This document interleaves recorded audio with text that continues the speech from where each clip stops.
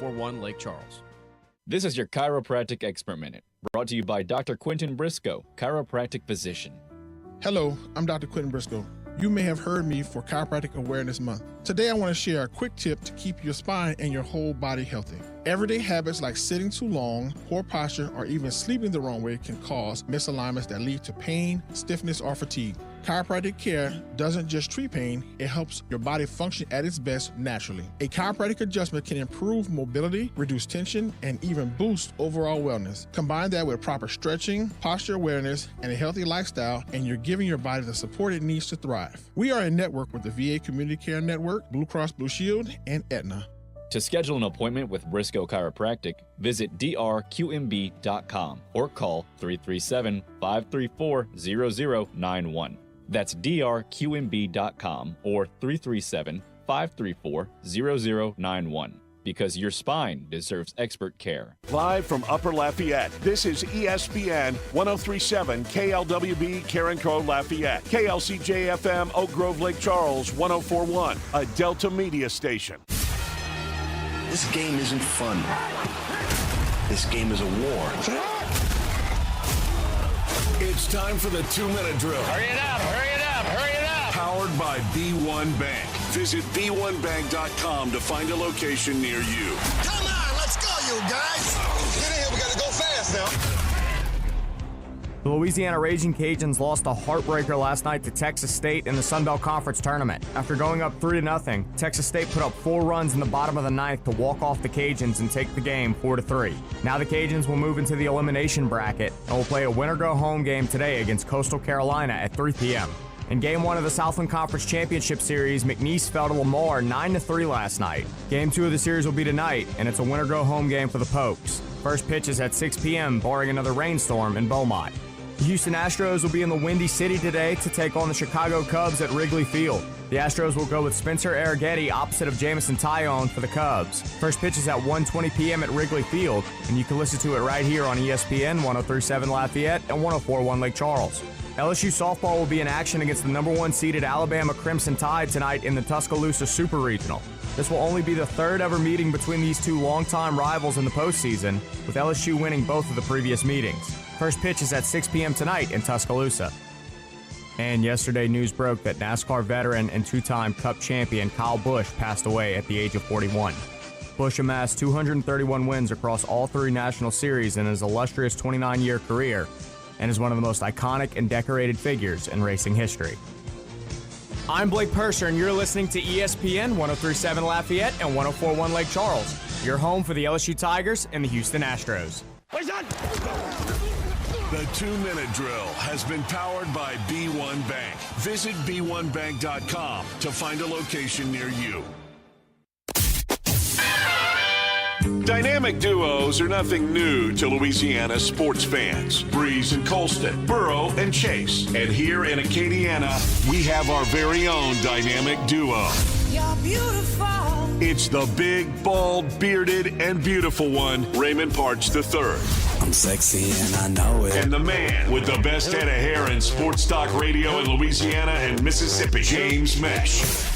Here is RP3 and Meche on ESPN 1037 Lafayette and 1041 Lake Charles, Southwest Louisiana's sports station.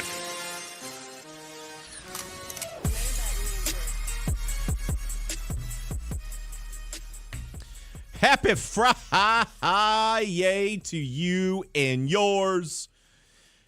Welcome in to RP3 and Meche as we broadcast live from inside the Beal and Hebert studios here in Upper Lafayette.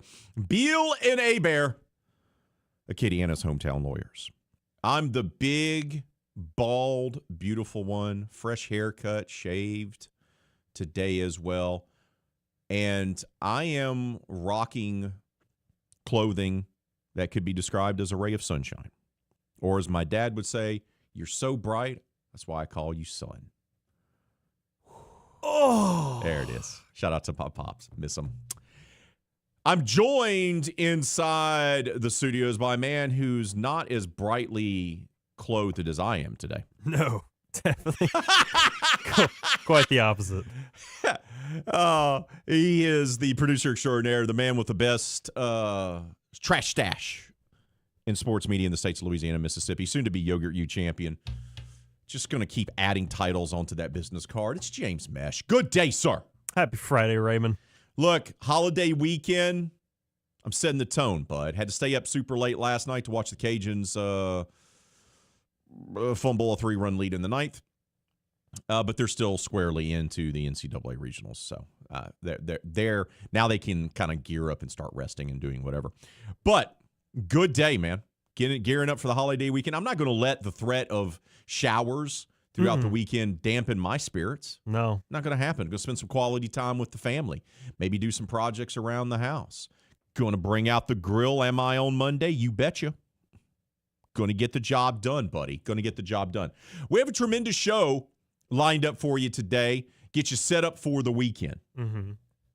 We are a bit abbreviated, if you will. Slightly due to day baseball with the Houston Astros. That said, we still got a great show for you. At 11:30, we're going to talk all things SEC. How many teams are going to get into the tournament? How many teams are going to get into the NCAA baseball tournament? We'll talk about that as well as the arms race that's going on at LSU and more with our buddy Christopher Gordy of Locked On SEC. He'll join us at 11:30.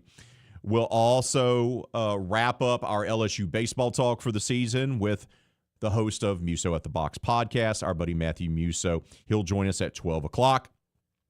We'll get you set up for the Astros game as well. We'll recap the Knicks going up 2-0 in the Eastern Conference Finals. We also have our foodie poll question of the week, which is always our poll question of the day on a Friday. We'll unveil that for you. Oh, it's just going to be an excellent, excellent show. Reminder, no show on Monday in observance of Memorial Day. So we want all of you to have an amazing weekend. But remember, look, it's time for us to spend quality time with our families and our friends. And a lot of us will be watching sports. A lot of us will be, grilling up, barbecuing, doing all that stuff. But really, Memorial Day is a time for us to remember those brave men and women that sacrificed everything for us to enjoy freedom. So do what you can to make sure that you pay respects to those folks. Make sure that you reach out to the veterans in your life. Do not wish them happy Memorial Day. Okay?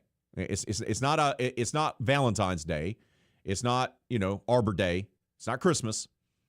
It's a day of solemnness. It's a day of paying our respects to those people that have fallen in the line of duty, protecting us and protecting our country. So if you have veterans in your life, don't wish them happy Memorial Day. Just simply call them or text them or comment to them on social media or whatever it might be and let them know how much you appreciate them and what they do for our country to ensure that we have this freedom that we all enjoy. So make sure you do that, please. But let's go ahead and get things started on this Friday edition of the show. Let's go ahead and get into today's specials. The fellas can't help with your lunch plans, but they can serve up the top stories of the day in bite-sized pieces. Time to order up today's specials here on RP3 and Meche, presented by Southwest Volkswagen, located at 6184 Johnston Street. Order up. Let's start off with the game that wouldn't end, as Kevin and I were texting each other well past midnight. In the late game there at the Sun Belt Conference tournament between Texas State and the Louisiana Raging Cajuns. Both teams were undefeated going into this game in the tournament. Remember, one of the low points of the season for Matt Deggs' squad was getting swept by Texas State during the regular season, and it wasn't even close. The Bobcats scored, I do believe, 31 or 32 runs in those 3 games. They whipped up on the Raging Cajuns during the regular season. But both of these teams are now better than they were then. And the Raging Cajuns have already essentially punched their ticket to the NCAA regionals. because of how they ended the regular season, taking 2 or 3 at App State, taking 2 or 3 against top 20 ranked Coastal Carolina, and then beginning the Sun Belt Conference tournament there in Montgomery with a mercy rule victory over Marshall and then another victory over Coastal Carolina.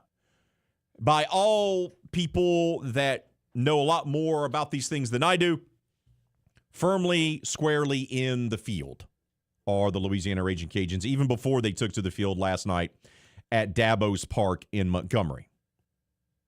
And they entered the 9th inning with a 3-run lead. They chipped away. They finally got on the scoreboard in the top of the 3rd. Galt led off with a walk and then later stole second. Rodriguez reached on a fielding error, which allowed Galt to advance to 3rd. And then Mandino laid down that sacrifice bunt, which scored a run. And that appeared to be the only run that the Cajuns needed. That's how it felt. And now they were able to add to that lead. Mark Collins, the former Opelousas Catholic star, got a 2-out single and advanced to second on a wild pitch in the 4th. And then, that appeared to be the Cajuns' best chance to add to their lead. But they had another chance in the 5th.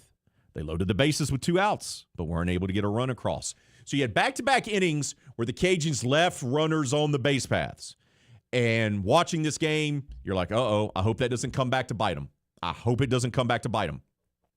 And it kind of did.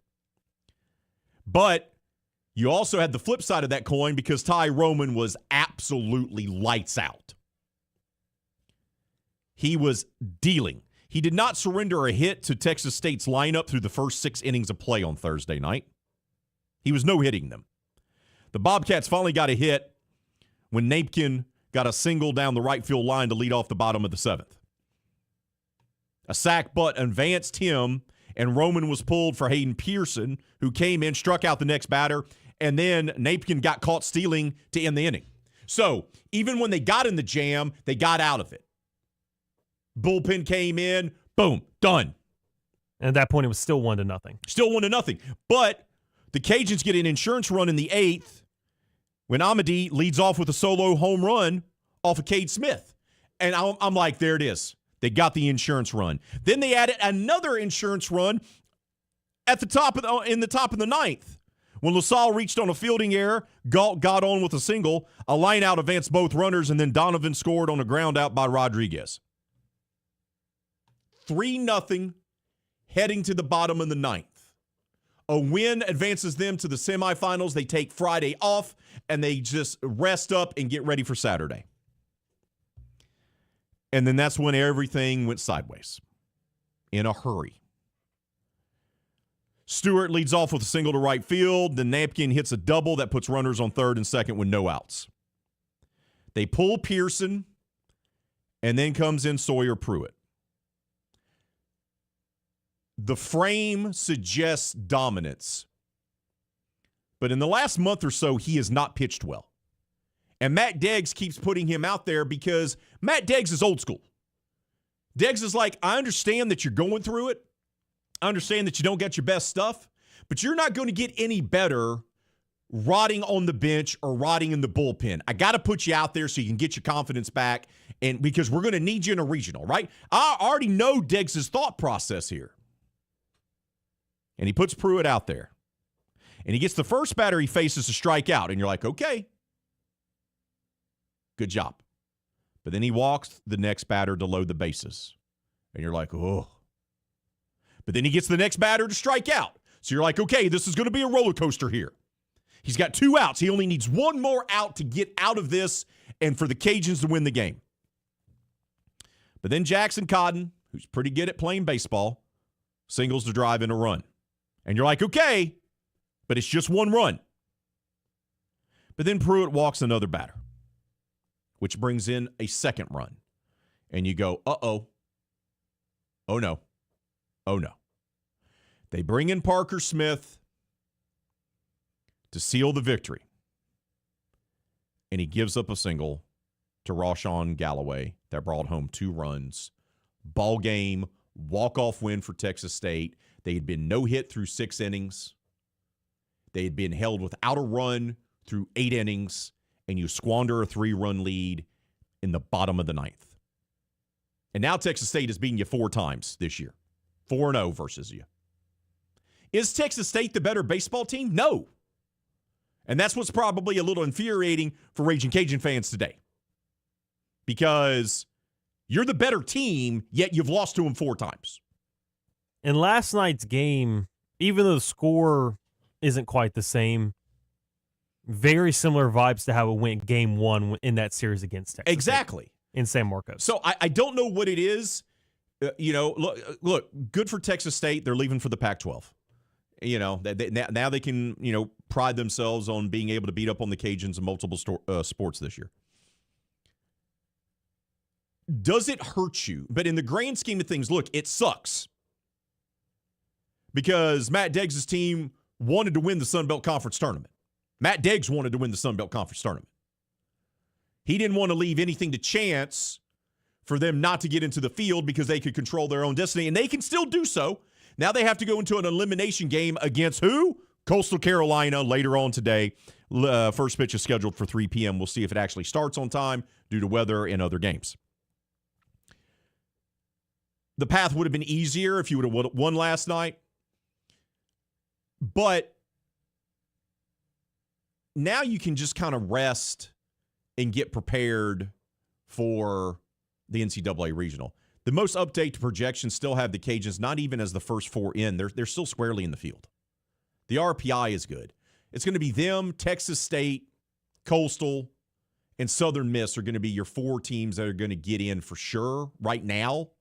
It's Southern Miss, Coastal Carolina, Raging Cajuns, and Texas State. Troy is going to be the one that's probably going to be on the outside looking in. I feel like 4 teams are definitely going to get into the Sun. 4 teams out of the Sun Belt are going to get in. But a disappointing end and a wasted performance. Ty Roman was absolutely phenomenal. Got a standing ovation from what was left of the crowd.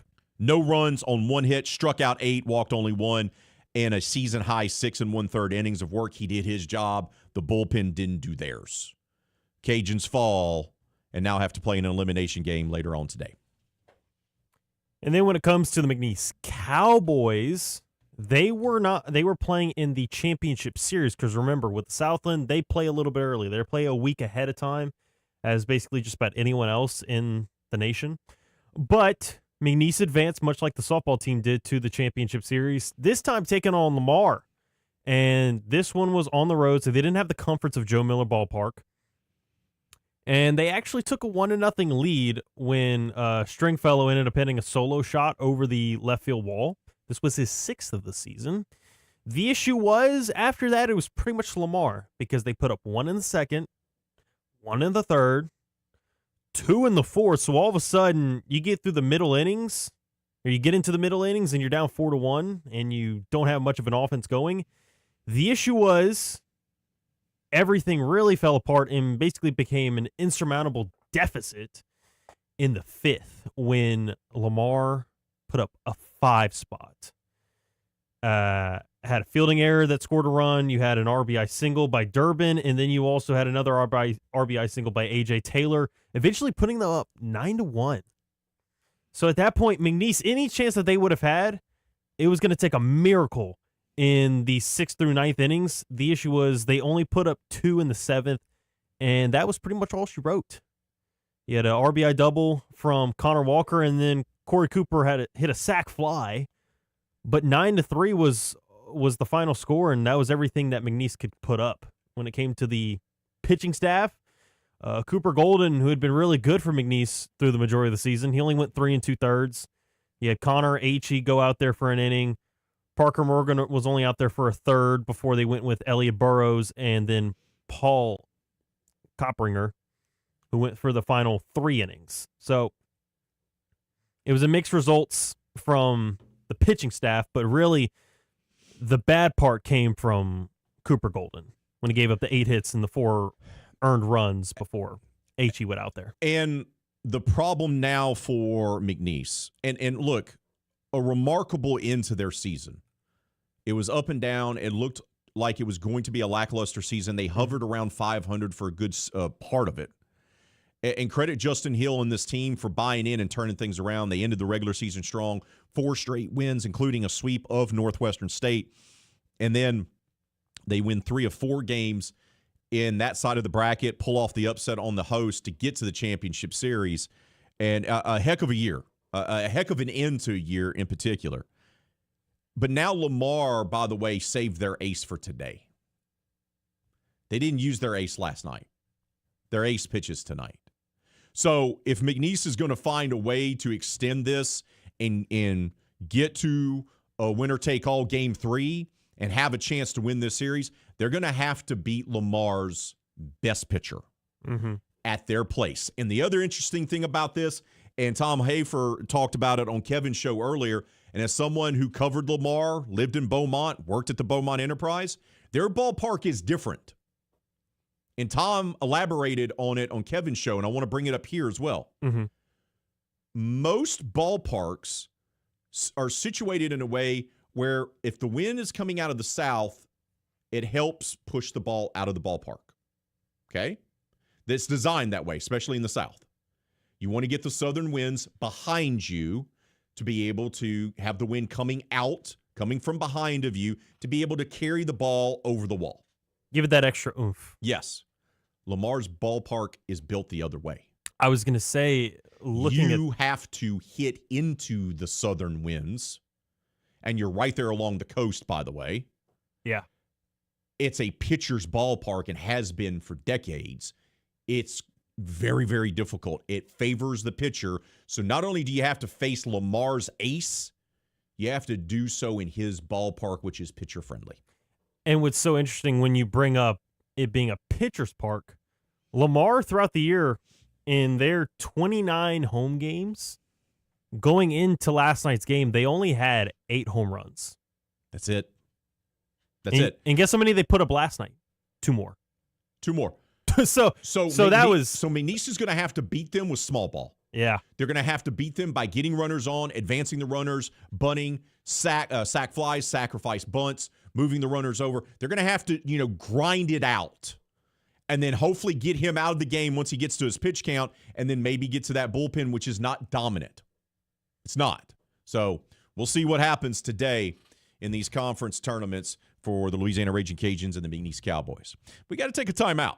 When we come back, how about we unveil our poll question of the day, which is always our foodie poll question of the week. That's coming up next. Today's specials here on RP3 and Meche, presented by Southwest Volkswagen, located at 6184 Johnston Street.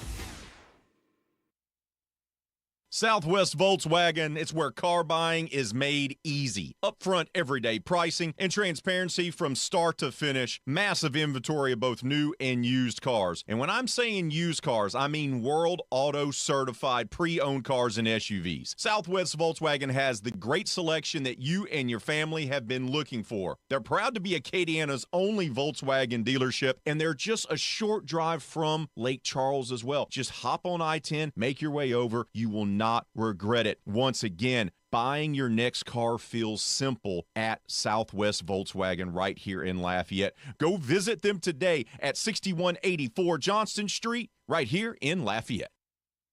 Do you need more of the fellas here on Southwest Louisiana's sports station? Of course you do. So go make sure and subscribe to ESPN 1037 Lafayette and 1041 Lake Charles YouTube channel at ESPN_SWLA.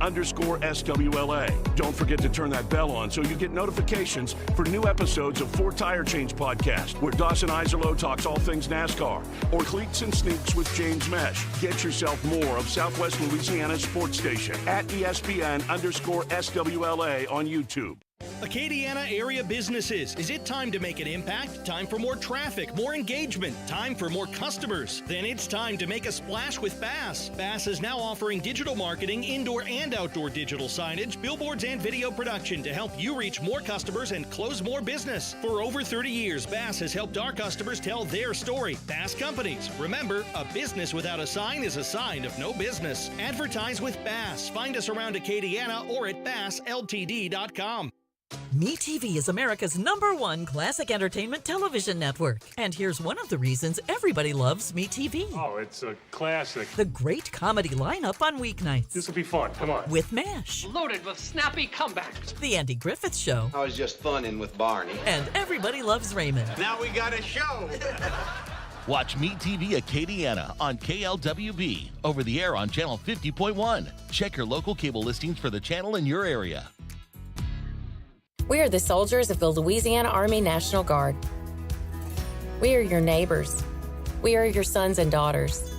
While we serve part-time, we are learning valuable life and job skills.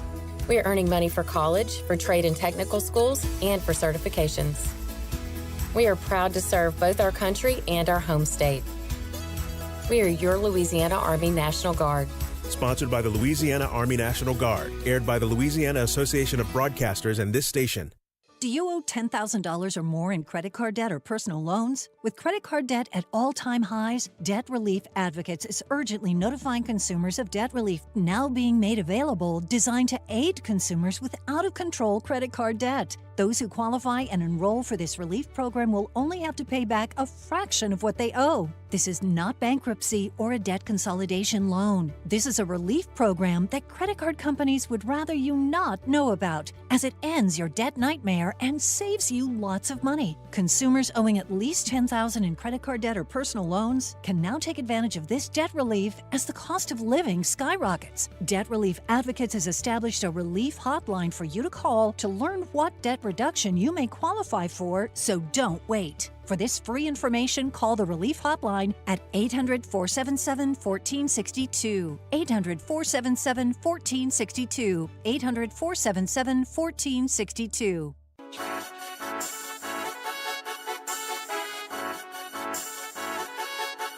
You're listening to ESPN 1037 Lafayette and 1041 Lake Charles.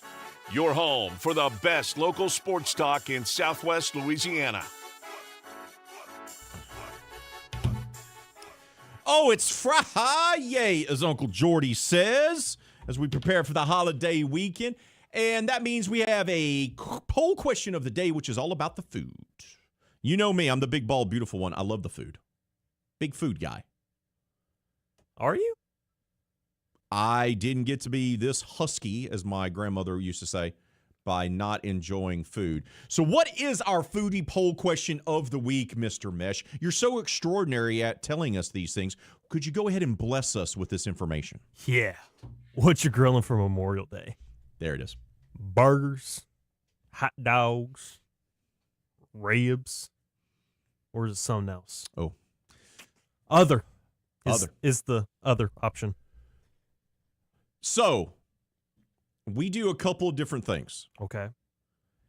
The wife really, I always put on hot dogs and brats when we're cooking out. Of course you have the brats. That's not barbecue, by the way.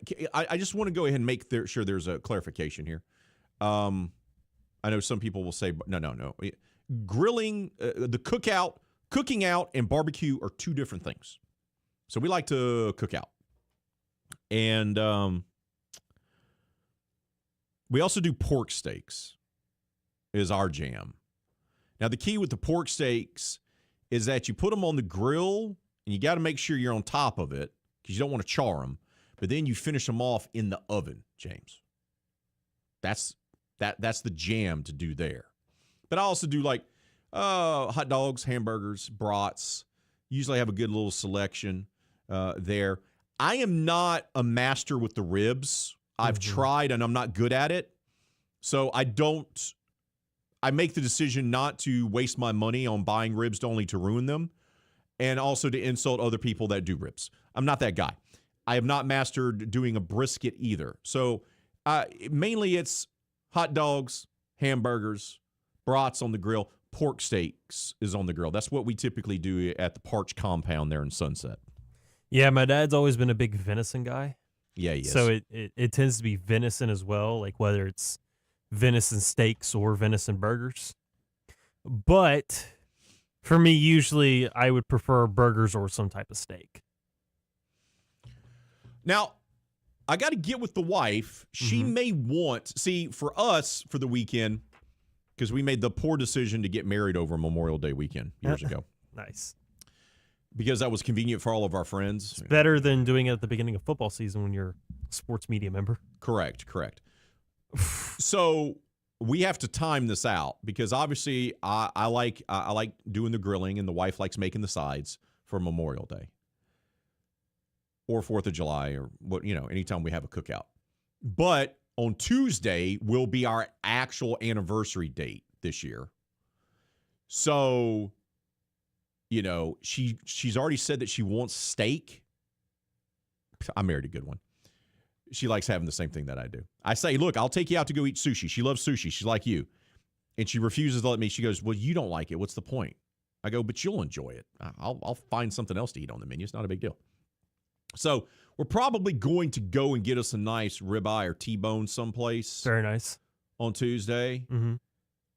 So we'll probably just do like hamburgers, hot dogs, maybe some pork steaks on Monday. It's probably what we're going to do. And by the way, charcoal, not gas. I have a gas grill. Got it from my old man. I think I've used it maybe 3 or 4 times. We prefer the taste of charcoal when we're grilling out. What about you? Yeah, pretty much. Yeah. I mean, I'm not going to say I hate one or the other. I'm cool with both. I don't hate propane. I want to be supportive of Hank Hill. Propane and propane accessories. Okay. Hey, Bobby. I have both. I like having the flexibility, but the one that I prefer is, I make my little diamond, right? A mound of charcoal briquettes. I light them up. I take the time. Then I spread them out and I do my thing. So yeah. So keep voting on our poll question of the day. Keep leaving your comments. We'll share those later on today's show. We got to take a time out. When we come back, our first of 2 guests today, Chris Gordy from Locked On SEC. That's next. This is RP3 and Meche live on ESPN 103.7 Lafayette and 104.1 Lake Charles, Southwest Louisiana's sports station. This game isn't fun. This game is a war. It's time for the 2-minute drill. Hurry it up, hurry it up, hurry it up. Powered by B1 Bank. Visit B1Bank.com to find a location near you. Come on, let's go, you guys. Get in here, we gotta go fast now. The Louisiana Raging Cajuns lost a heartbreaker last night to Texas State in the Sun Belt Conference Tournament. After going up 3-0, Texas State put up 4 runs in the bottom of the 9th to walk off the Cajuns and take the game 4-3. Now the Cajuns will move into the elimination bracket and will play a winner-go-home game today against Coastal Carolina at 3 p.m. In Game 1 of the Southland Conference Championship Series, McNeese fell to Lamar 9-3 last night. Game 2 of the series will be tonight, and it's a winner-go-home game for the Pokes. First pitch is at 6 p.m., barring another rainstorm in Beaumont. The Houston Astros will be in the Windy City today to take on the Chicago Cubs at Wrigley Field. The Astros will go with Spencer Arrighetti opposite of Jamison Tyone for the Cubs. First pitch is at 1:20 p.m. at Wrigley Field, and you can listen to it right here on ESPN 103.7 Lafayette and 104.1 Lake Charles. LSU softball will be in action against the number 1 seeded Alabama Crimson Tide tonight in the Tuscaloosa Super Regional. This will only be the 3rd ever meeting between these 2 longtime rivals in the postseason, with LSU winning both of the previous meetings. First pitch is at 6 p.m. tonight in Tuscaloosa. And yesterday, news broke that NASCAR veteran and 2-time Cup champion Kyle Busch passed away at the age of 41. Busch amassed 231 wins across all 3 national series in his illustrious 29-year career, and is one of the most iconic and decorated figures in racing history. I'm Blake Purser, and you're listening to ESPN 103.7 Lafayette and 104.1 Lake Charles, your home for the LSU Tigers and the Houston Astros. The 2-minute drill has been powered by B1 Bank. Visit B1Bank.com to find a location near you. Memorial Day weekend is the unofficial start of summer, a 3-day celebration of car sales, barbecues, and gatherings. But it's not just about that. It's about honoring the fallen, those brave men and women who gave all so we can live free. This Memorial Day, display the flag proudly. Visit a national cemetery or local memorial and pray for those fallen and for those men and women who are still serving our nation. In honor of those who paid the ultimate price. ESPN 103.7 Lafayette and 104.1 Lake Charles, Southwest Louisiana's sports station remembers. Looking for your next firearm? Come visit Louisiana Gun Shop in Broussard. We've got financing options, 12 months same as cash, plus layaways up to 90 days. With a wide selection of new and used guns, we've got something for every budget, big or small. Have an old gun collecting dust? Trade it in or turn it into cash. Need parts? We've got the largest selection of AR-15 components in the area, from springs to grips and buttstocks. Explore our ever-changing used inventory online at louisianagunshop.com. Louisiana Gun Shop, your one-stop shop for firearms and more. Many medicines used to treat colds and flu contain acetaminophen, a pain reliever and fever reducer found in hundreds of over-the-counter and prescription medicines. But taking too much or more than one medication containing acetaminophen per day can damage your liver. So always read the label and don't take acetaminophen if you drink 3 or more alcoholic drinks every day. To learn more, visit fda.gov/OTC pain info. A message from the U.S. Department of Health and Human Services Food and Drug Administration. Did you know you can get great tasting Clear Springs artesian water delivered to your office or your doorstep at home? Clear Springs is 100% local with their own bottling facility at the world-famous Kentwood Aquifer, no chemicals added. Just pure Kentwood, Louisiana artesian water. Clear Springs Water offers delivery of 5 or 3 gallon water service with a hot and cold temperature water cooler or even single-serve bottles delivered to your home or office. Easy to reach, clearsprings.net, then contact us tab or 337-519-3563. Your Honor, I would like to introduce exhibit number 1. MeTV is America's #1 classic television network. There can only be one number 1, me. MeTV features over 60 of the greatest classic TV series each week. Go with the winner. Enjoy dramas, comedies, westerns, sci-fi, and more. You just watch me. Watch MeTV Acadiana on KLWB, over the air on channel 50.1. Check your local cable listings for the channel in your area. MeTV is memorable entertainment television. Hi, I'm Nancy Landry. No matter what part of our great state you call home, Louisiana's elections are an important part of who we are. In 2026, closed party primaries will change how some of those elections happen, so you'll want to know what to do. Keeping your registration current ensures you'll get the right party-based ballot. Remember, this change only applies to certain offices. To learn more, visit govote.com or download the GoVote app. Paid for by the Louisiana Secretary of State's office. This is ESPN 1037 Lafayette and 1041 Lake Charles, broadcasting live from the Beal and Hebert studios in Upper Lafayette. Beal and Hebert, Acadiana's hometown lawyers. Back to more of Southwest Louisiana's sports station. You know, we try to do our best here to provide you with great content. We try to give you reasonable takes. We try to entertain you every single day that we're on the airwaves. And you know what? That's what we try to do. And that's what we aim to do. But you know what? Our first guest, he does that in his sleep. Truly does. I mean, he literally can walk from his car to the studios there in H-Town, and he just exudes awesomeness, excellence, any word you can come up with. That's why we have him on the show. How about our first guest on this Friday edition? Christopher Gordy of Locked On SEC and Houston Sports Talk Radio joins us now. Chris, good day to you. Yeah, I'm so good, man. I'm working on making an AI version of myself. I don't even have to. I could just phone in these phoners with you guys every week. Just let the AI take control. Yeah, you can, bud. Yeah, you can. All right. I need to get. I'm going to challenge you. I need that big brain of yours. You ready? All right, let's do it. All right. How many teams is the SEC going to get in once the selection show is all done and said and done on Monday for baseball? Gosh, I said 12. I'm going to stick with 12, but Kentucky certainly didn't help their chances, losing in the first round on Tuesday to Vanderbilt. So I think Kentucky's the bubble team, but I think everybody else is safe. So I'll go with 12. Does Kentucky really deserve a spot in? Because, man, I don't think there's that much difference between them and Vanderbilt and LSU. Like, I know they play in the SEC, but man, they're not a very good baseball team.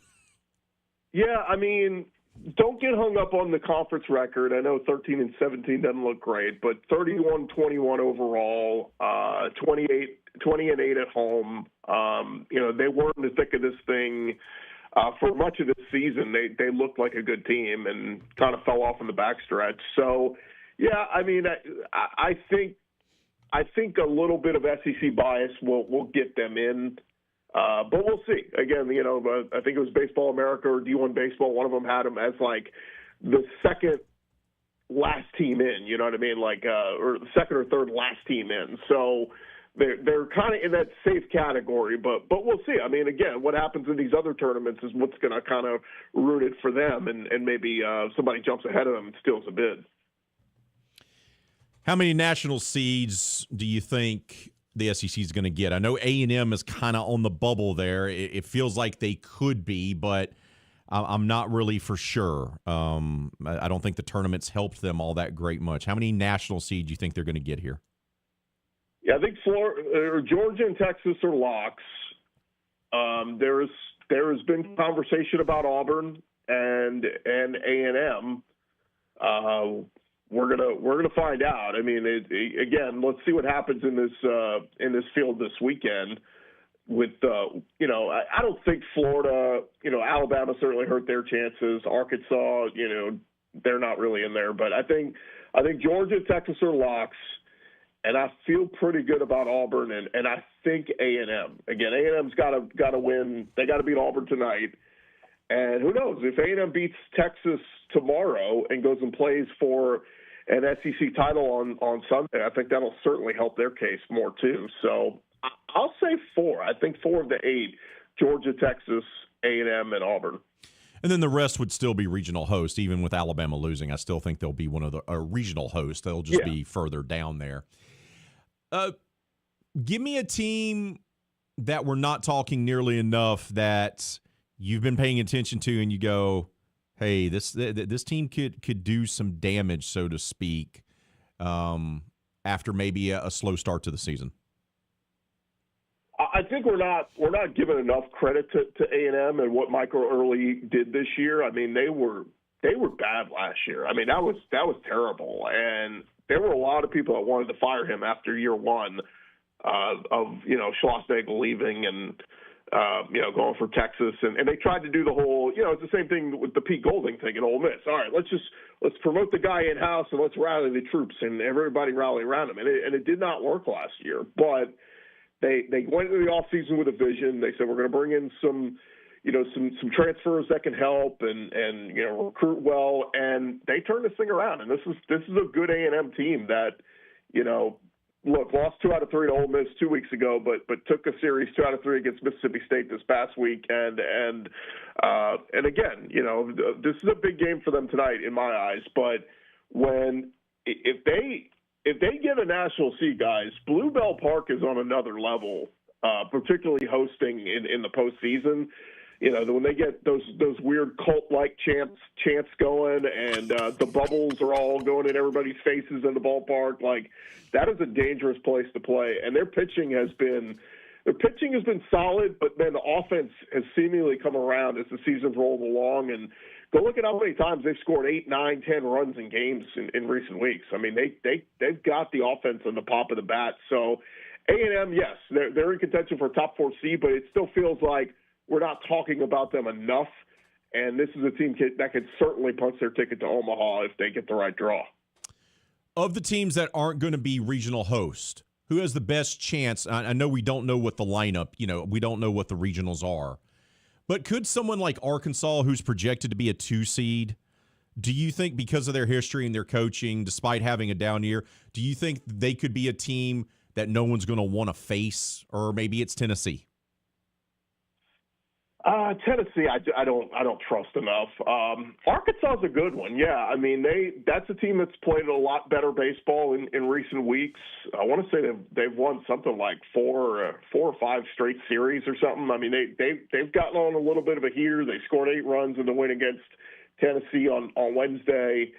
Yeah, that's a good one. I like Arkansas's pitching. I think their offense is pretty good. Now they did lose Aloy, one of their best hitters, had an injury, and it sounds like he's going to be done. He's going to need surgery. So that's a little bit of a blow. But Koziel's been as good as anybody. And then, again, the pitching. I go with, Hunter Dietz has been really, really good for them, and Gackel. So, I think Arkansas is a really good one of a team that, and to be honest, guys, we're on the backstretch of Dave Van Horn's career here. Like, if he ain't going to get it done soon, he ain't ever going to get it done in terms of winning a title there at Arkansas. We know, historically, what was it, a decade ago when they had the win against, was it Oregon State, whoever it was, and they dropped the ball and lost.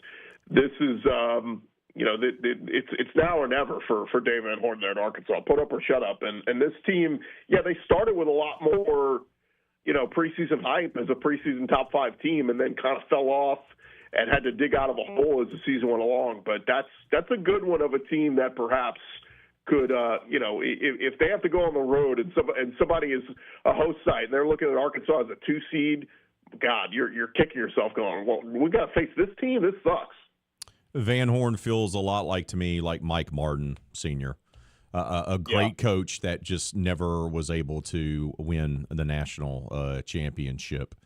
But yet the time is kind of running out there. I have one quick one. I just want to get your thoughts before we turn it over to James for softball. Will Wade's roster construction of getting a bunch of foreign-born pro players and G Leaguers is something that we haven't seen done before. Of course, he's the one to do it. Do you think this is going to spread like wildfire not in the SEC? No, because the NCAA is going to lock this down pretty soon and say you can't do this. So, on one end, guys, it's hilarious. Like, it's really funny seeing them add these 23-year-old professionals to a college basketball team. But I think people are dogging Will Wade. Oh, this is despicable. He's mocking the sport and all this. And I'm going, guys, he's just playing by the rules that the NCAA won't get out their behinds and actually make some rules about.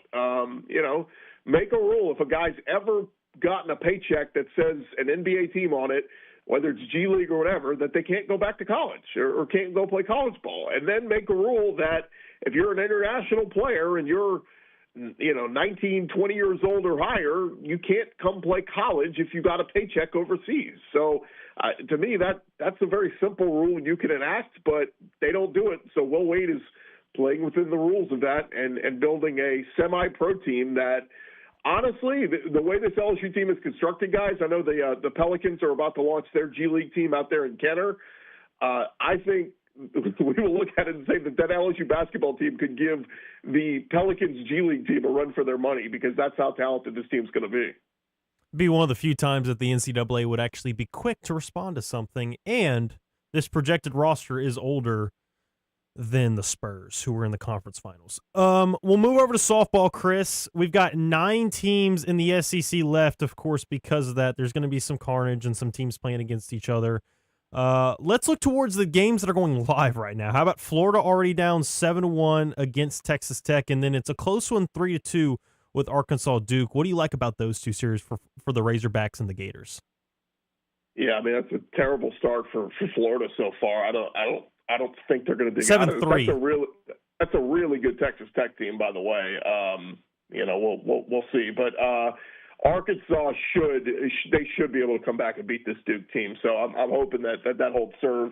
I hate the matchup for LSU. I mean, I thought they played some great baseball last weekend, but to have to go on the road and play at Alabama, I think it's going to be tough. And unfortunately for Beth, I don't know if she'll ever get back to OKC. I'd love to see it. Nothing would warm my heart more than to go in and knock off the Crimson Tide. That said, this Alabama team has had some warts at times this year, but man, they're playing as good as anybody right now. So I don't know if LSU can do that. Arizona State's a good matchup for Texas. Again, wouldn't shock me at all if they win a game there. But in terms of who's going to punch their ticket to OKC, I think Texas is in. I think Alabama's in. I think Oklahoma seems to be waking up and going, hey, we're that dominant team everybody thought we would be. And then I think Arkansas. And then, look, Tennessee, I think, is a better team than Georgia. I think Tennessee is going to find their way in. Wouldn't you think that the Vols and Bulldogs series would be probably the closest among the SEC versus SEC series? Say that again? Wouldn't you believe for the 3 series where it's SEC versus SEC that the Tennessee-Georgia series would be the one that would be the closest? Yeah. That's. I mean, that it's the closest in seeding, I think, right? So, yeah. I mean, they're 2 really, really good teams. I just think I think Tennessee, and they've been fun to watch this year, the pitching that they've had, and so. I think Tennessee gets it done, and Georgia will be done. But yeah, I mean it should be a good representation for the SEC. Now, I feel like the SEC team needs to win this whole thing still. I mean, talk about conference pride and all that.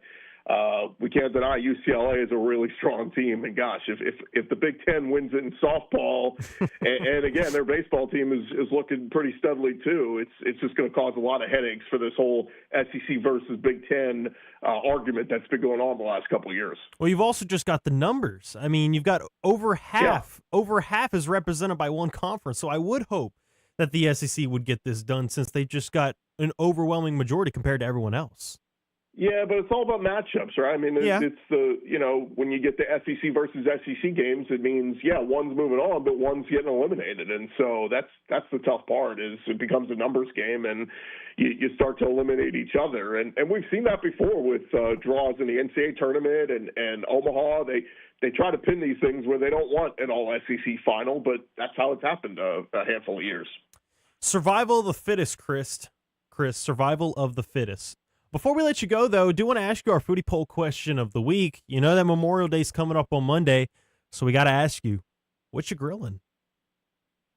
That's funny. I've not gone. I think I'm going to grill out on Monday. It's supposed to rain here, but I will go out. I mean, I do the burgers and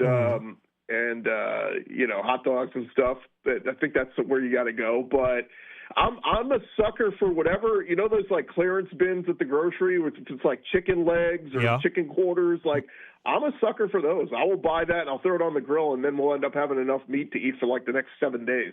I'm right there with you. How do you feel about bratwurst going on the grill?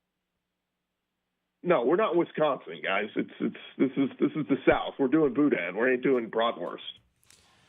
My family's from Germany. You better ease back, big fella. You better.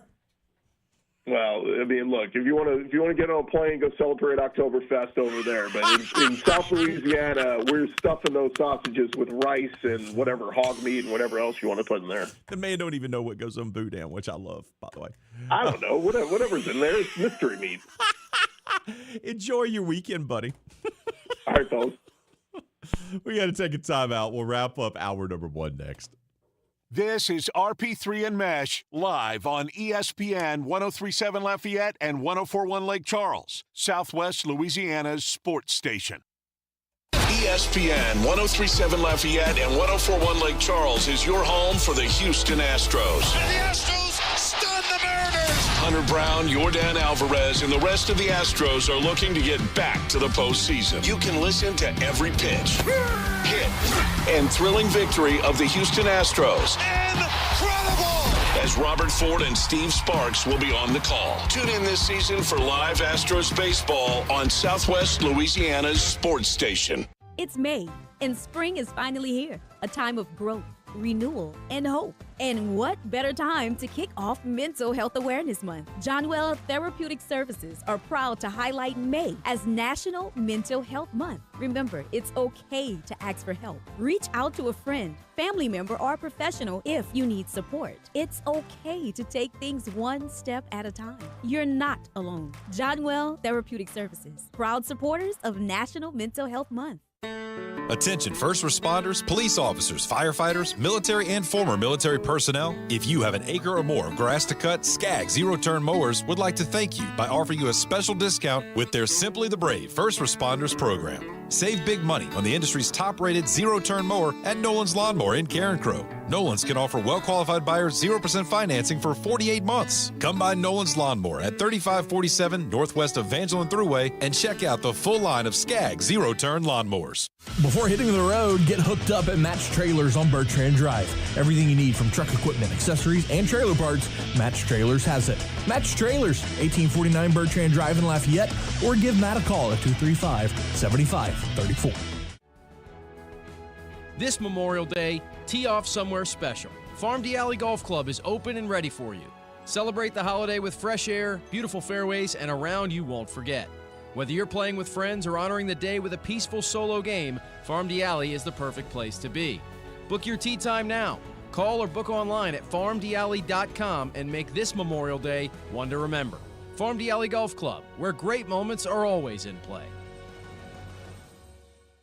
Black's Outdoor and Marine is Acadiana's Spartan Mower headquarters. Spartan Mowers delivering more mowing power and performance. Black's has commercial and residential Spartan mowers with Kawasaki motors in stock now and ready to cut. Black's also has parts, service, and financing available. Call 337-233-4272.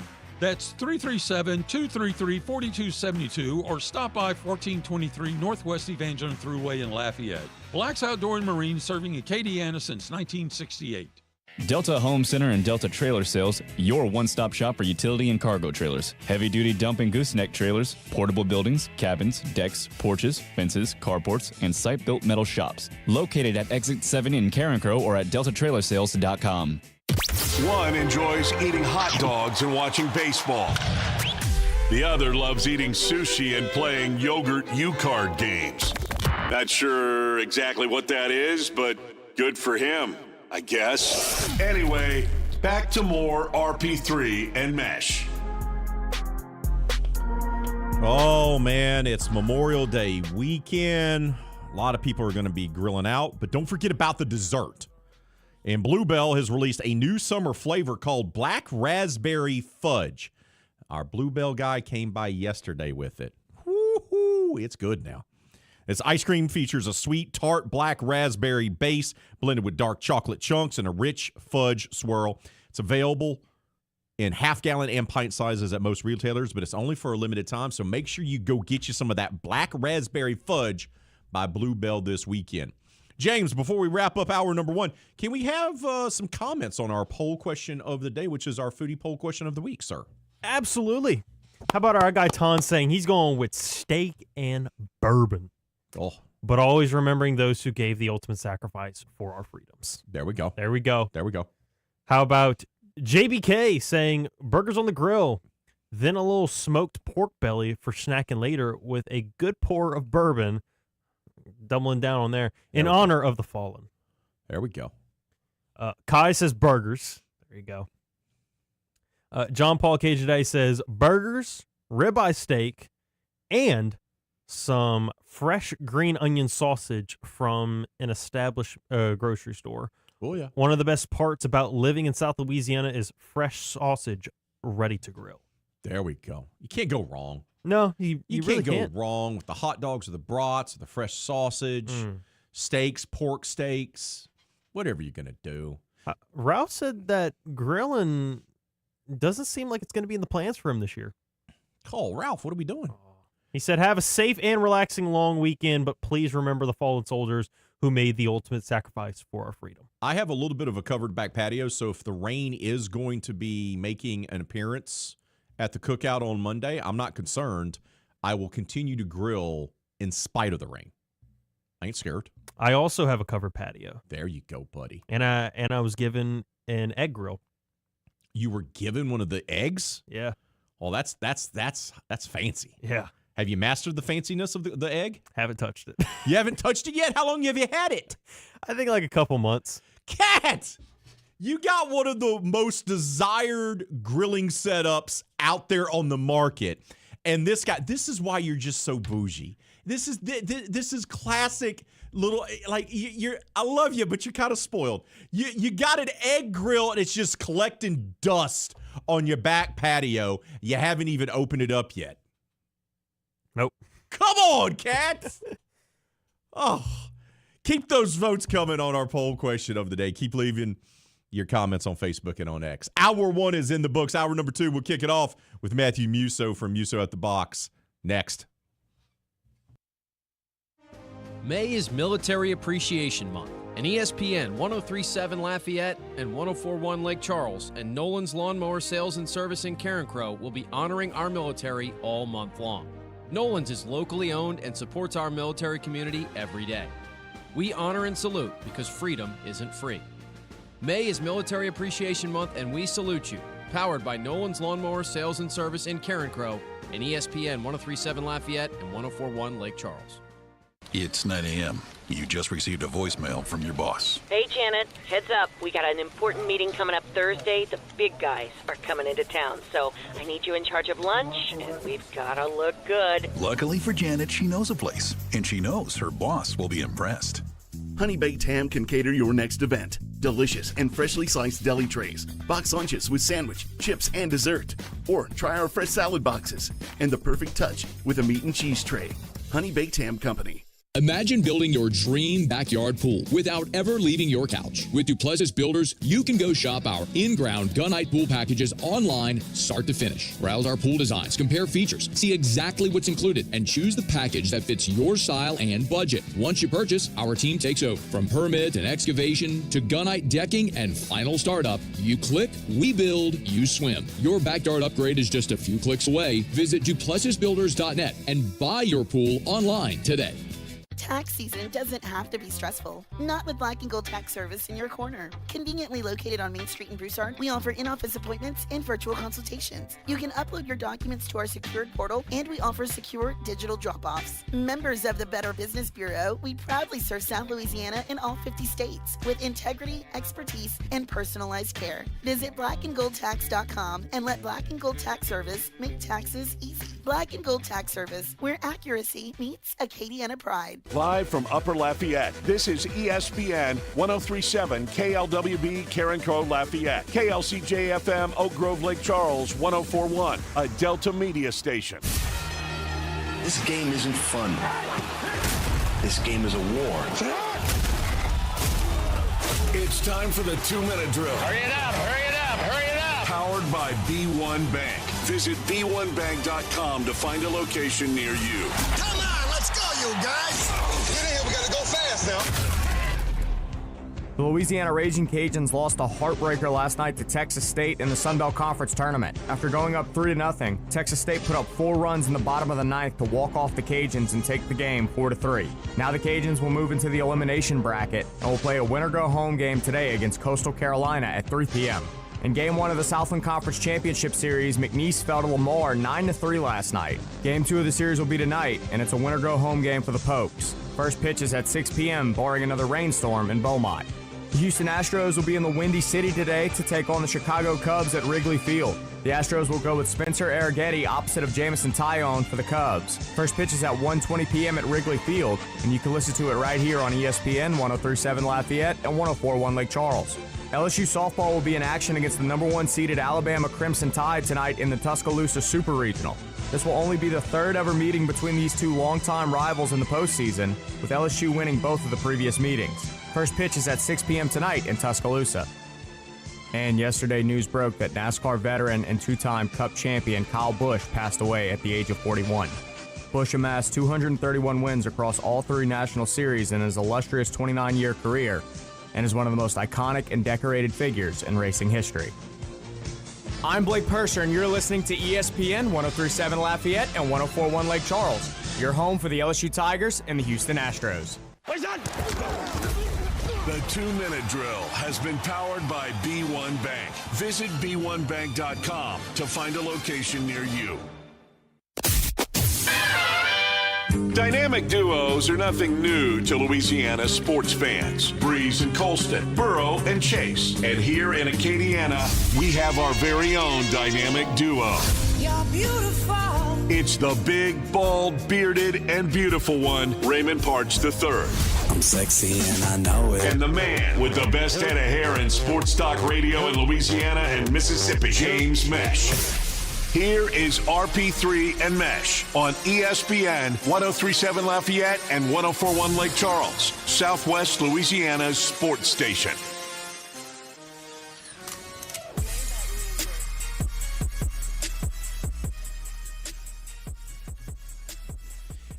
Hour number 2 of this Friday edition of the show has arrived. Hour 1 was good, very good. We had some good discussion about how the Louisiana Raging Cajuns and the McNeese Cowboys fared in their conference tournament games last night. We have our foodie poll question of the week, which we've gotten some good discussion on. And then we talked all things Southeastern Conference concerning baseball and softball with our buddy Chris Gordy of the Locked On SEC podcast, also Sports Talk Radio in Houston. Coming up this hour, we are going to recap the Eastern Conference Finals Game 2. New York Knicks move 2 wins away, from punching their ticket to the NBA Finals. And we'll recap that for you, and we'll also talk about the untimely passing of Kyle Busch, one of the greatest race car drivers of all time. But right now, we're going to have our final chat of the season with someone who was gracious enough for months to come on this show weekly to talk LSU baseball. When we did this, we're like, man, this is going to be great. We're going to have a great season to talk about. Well, at the end of the day, the season was crap. But the guest, well, he was excellent. From Muso at the Box Podcast and ESPN 104.5 in Baton Rouge, Matthew Muso joins us here. Matthew, good day, sir. Good day, fellas. How are y'all? This is completely normal, right? It's May 22nd, and we're talking about LSU baseball off season, right? That's how this goes normally. That's the thing we do all the time around here. All the time. That's what we do. All the time. Okay.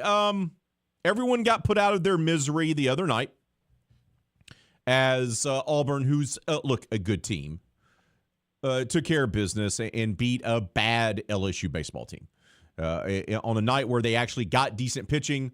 Defense was woefully incompetent yet again, and the lineup decided to go to Sleepy Town. Now that the season is done, and it's probably the worst season of your adult life, you're a bit of a young buck, Muse. So I'm an old man. I'm almost 50. This is the worst LSU baseball season that I've seen in a long time. It's probably been the worst that you've ever seen.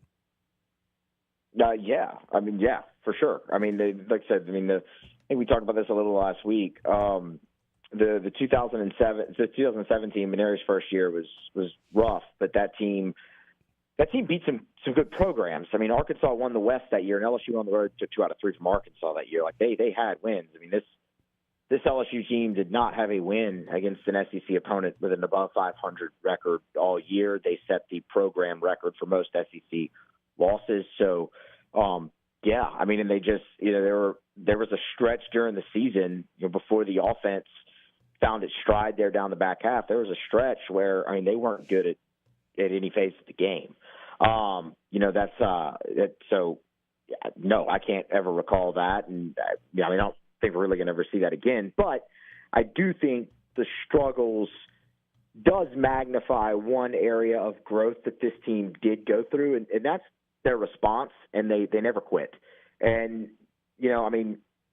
led the post-game show Wednesday night with that, because this team had a lot of reasons to quit. And we've seen teams in the past, not necessarily LSU, but teams, other programs, go through situations like LSU did where, man, you can't catch a break. Like, you're already not playing very good baseball, and then all the injuries happen. I mean, you've seen teams quit in that scenario, and this team didn't. I mean, they were swept in 5 of their last 6 weekends to close the year, and they showed up every single weekend and played hard. It just didn't work out a lot of the time for them. And I think your shining example of that is the performance they put forth in the SEC tournament. Beating Oklahoma, taking Auburn to the 9th inning and having a chance to get the lead with one swing of the bat. And it's important to note that because this team wasn't always like that. Like, early in the year, they struggled with response in wins and losses.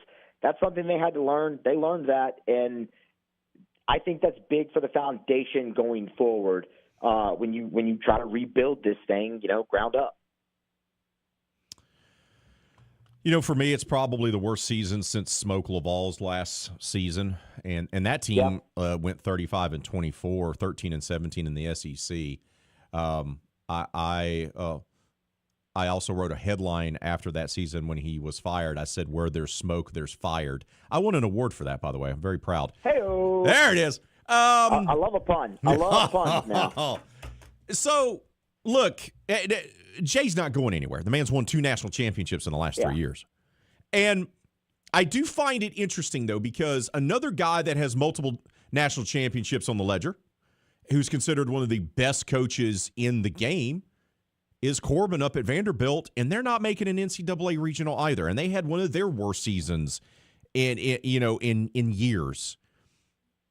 Is this just an LSU thing this year, or is there something more to that we can't expect to see teams up at the top year in, year out? Like, we are all conditioned the old way of consuming college baseball, where you could be going to the College World Series every year, that you'd be winning SEC titles every year, that you're winning 40 to 43, 45 games every year, and that's the standard. We've talked about this before. All the past national champions in the SEC were terrible the next year in the league. Like, is this just the new thing? It depends on what you define as competing at the top of the sport consistently. Okay. Right? Like, if you're expecting LSU to go win the national championship every year, that's not going to happen. If you're expecting LSU to go to Omaha every year, that's probably not going to happen. I mean, it's not that it's impossible, but you're going to have a year where you get upset in a regional, or where a Coastal Carolina happens, or a Stony Brook happens. LSU has not gone to the College World Series in back-to-back seasons since 2008 and 2009, okay? And you've had a lot of success in that. So what do you define as success? I would say hosting a regional every single year is absolutely doable and should be a goal for this team, and that's something that's been an issue for them. 40-win seasons. Yeah, this is the first time Jay hasn't done that at LSU. 22, 23, 24, 25, all of those were 40-plus win seasons.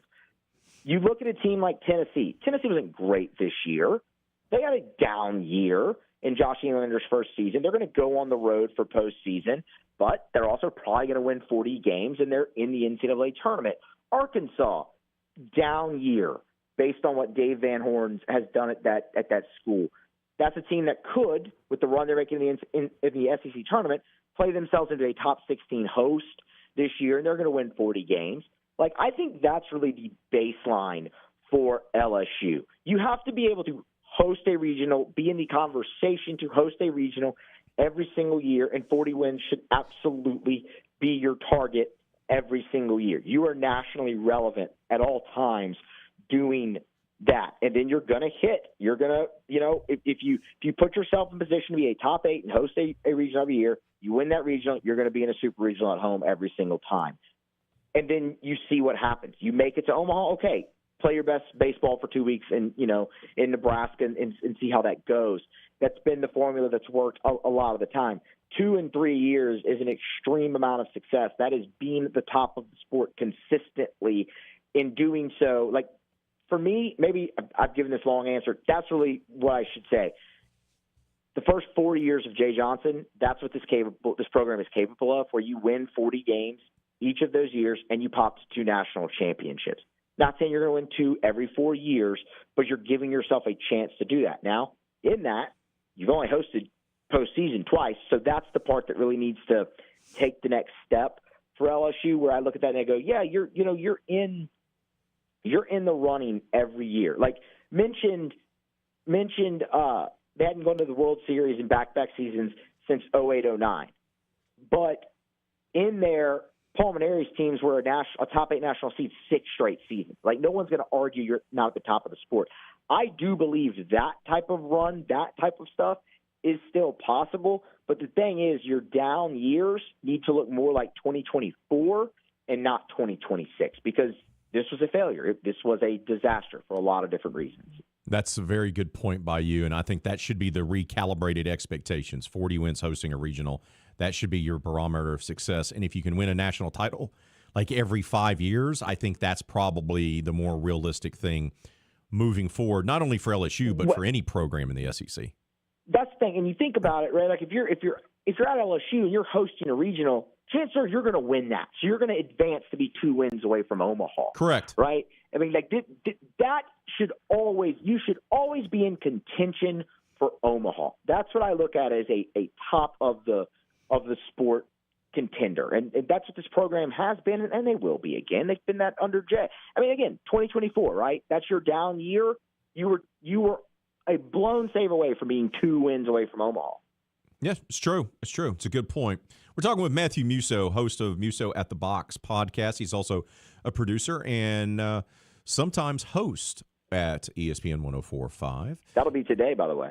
Yeah, will be. That's what I'm talking about. All right. Any chance whatsoever? I don't think Derek Couriel comes back. I think he's gone. I think with Jake Brown's out of eligibility. What about Monster? I keep getting asked about this, and he seems such like a program guy, but he's already won his chip. His glove is a big league glove. And that kid, someone is going to come and give him money that's going to be too hard to turn down from a Major League Baseball franchise. What says you? I think he has the most interesting decision on the team. I'm going to do a full show on this next week.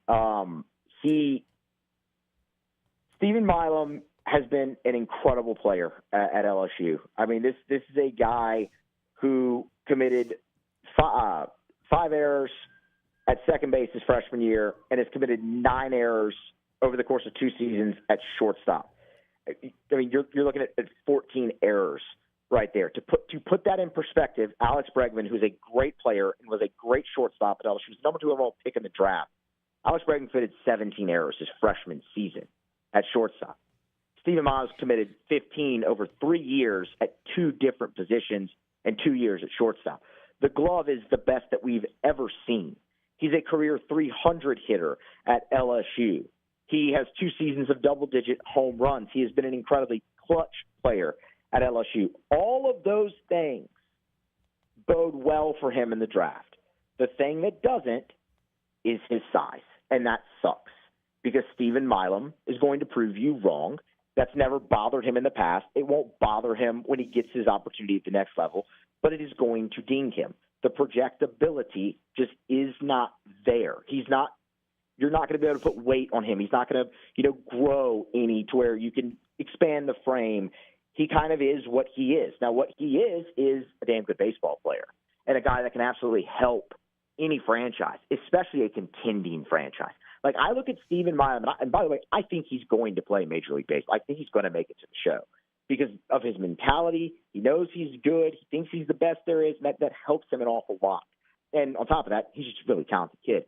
But you look at that guy, Stephen Milam, to me, go to a contending team, make it up. That's even a quicker path for him to a roster because he could be up there for a postseason run and help them out in a pinch, defensive replacement, things of that nature. Or that could be the 25th guy on your roster for a regular season who is a defensive glove. And if your starter needs a blow a game, he can go in there. He can play 3 different infield positions for you. Like, his versatility is his greatest aspect.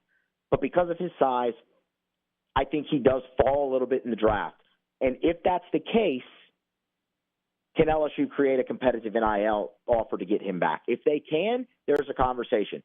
But if a team falls in love with him, like the Houston Astros did with Ethan Fry last summer, and they give him $1 million in round 4, then you can't compete with that. It's a fascinating decision, and it's not one that he can make until he actually has the MLB offer and a competitive offer from LSU in hand and decide between the two. I fully believe Stephen Milam loves it at LSU. It's just his dream school. He got to do it. He won a chip, like you said, and he's gone down in the record books. Why wouldn't you want to finish it out the right way? But the numbers are going to have to make sense in order for that to happen, and that's a question that we won't fully have the answer to until those numbers are presented to Stephen Milam. Muse, I want to ask you, kind of going more towards earlier in the season, when was that point for you where you start to have that inkling suspicion and that image in your mind that this season probably will end a lot sooner than a lot of us would have anticipated? Man, that's a good question because I could give you 2. I could give you two. When they lost the series to Sacramento State, that was a big red flag. Mm-hmm. Because you kind of saw all of LSU's issues pop up at one point in that weekend. You know, your offense was awesome in game one. You kind of went. You scored 15 runs in game number one. You scored 5 the rest of the way in that series. Okay, there's a bit of an issue there. That was a good pitching staff and a great pitching staff. You knew you were going to face better ones in the league. You lost the home series to a non-conference, so which doesn't happen very often. So that in of itself is a red flag. And at times your pitching staff and defense lets you down. That was one where it's like, okay, that we're not used to seeing that, but man, they have the whole rest of this season to go and they'll make a run. The other one was when they got swept at Ole Miss. And that was eye-opening, and that really probably is the answer. Sacramento State, just because we're not used to seeing it, but the Ole Miss was the answer because, you know, I did this on the show after the Florida series.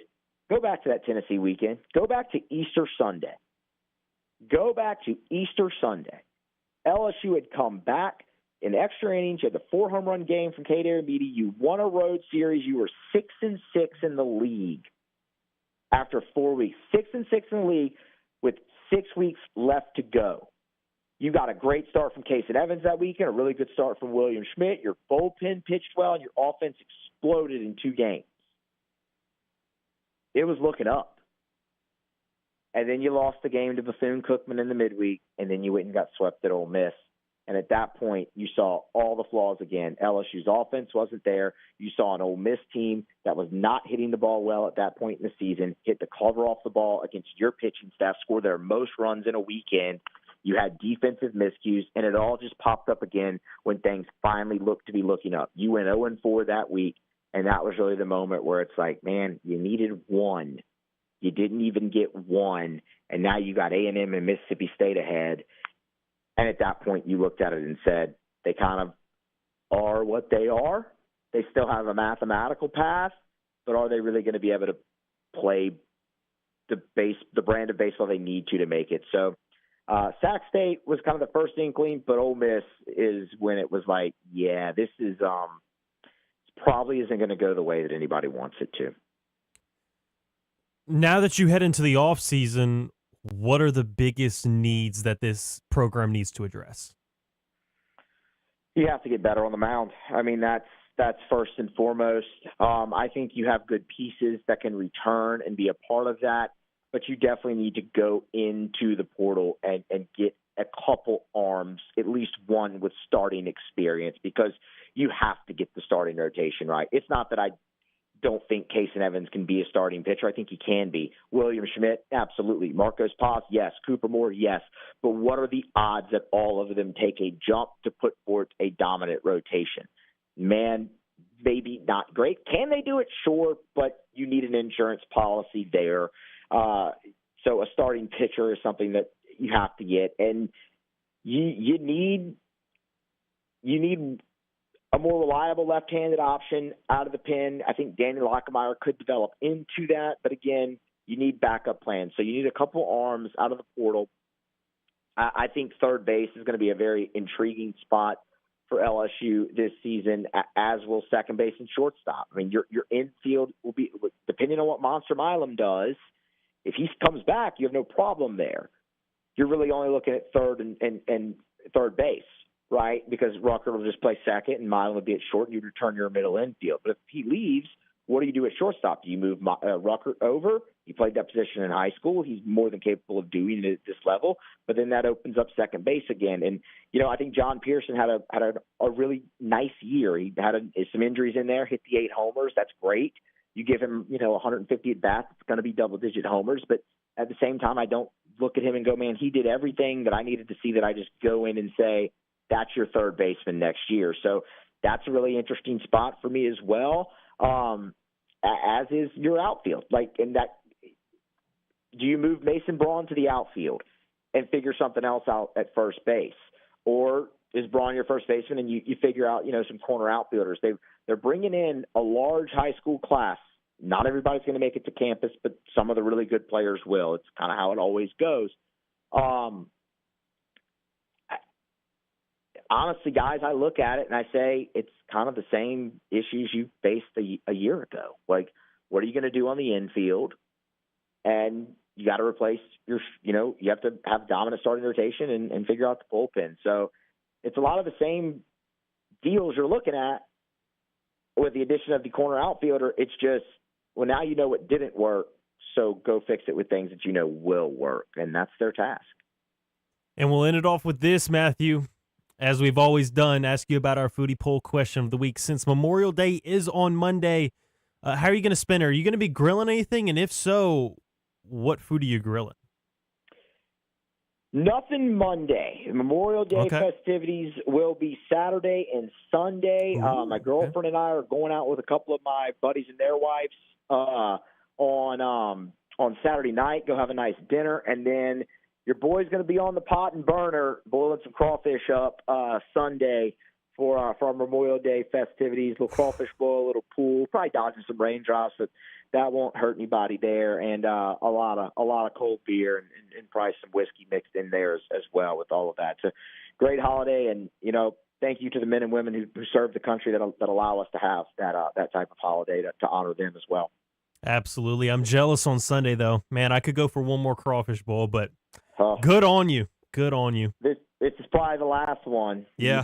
Pot and burn will be put up for the season.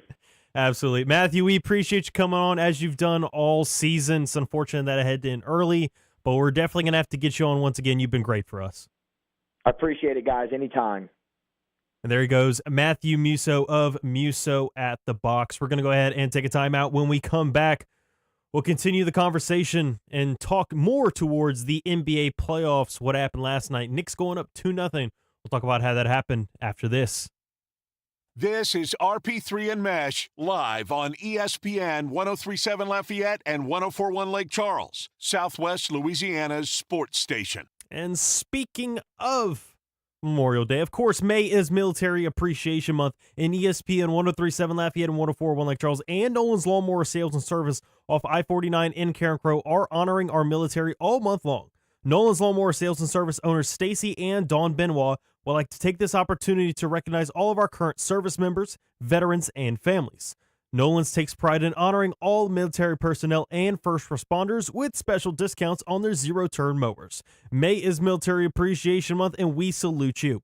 Powered by Nolan's Lawnmower Sales and Service in ESPN 1037 Lafayette and 1041 Lake Charles, Southwest Louisiana Sports Station. Hello, everyone. This is Jeff Palermo. Join us on Tuesday nights for Tiger Rag Radio. Myself, Todd Horn, and Glenn Gilbo give you the latest happenings in Tiger Town and across the SEC. We talk to coaches, analysts, and those in the know when it comes to the Tigers and the Southeastern Conference. We cover all the sports: football, baseball, basketball, softball, and gymnastics. That's Tuesday nights right here on ESPN 1037 in Lafayette and 1041 in Lake Charles, Southwest Louisiana's sports station. Before hitting the road, get hooked up at Match Trailers on Bertrand Drive.